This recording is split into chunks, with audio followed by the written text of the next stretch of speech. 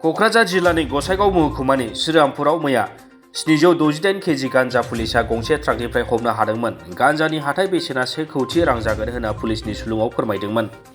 क'क्राझारनि एसपि प्रतीक विजय थुबेआ बे बिथिङाव सिमालटापु पुलिस आउटपस्टआव थांनानै गावनो नायबिजिरदोंमोन।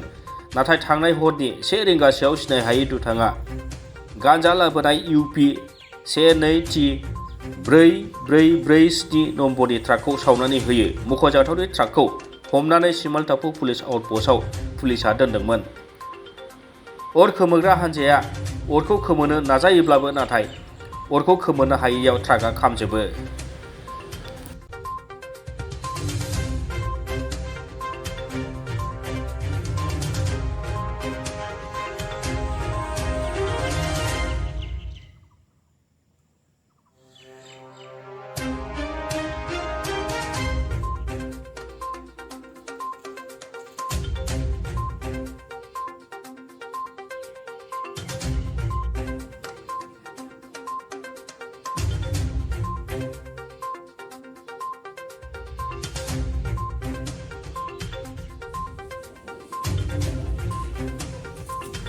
गसाइगावनिफ्राय सनाराम मोसाहारिनि रिपर्ट, समनि रादाब।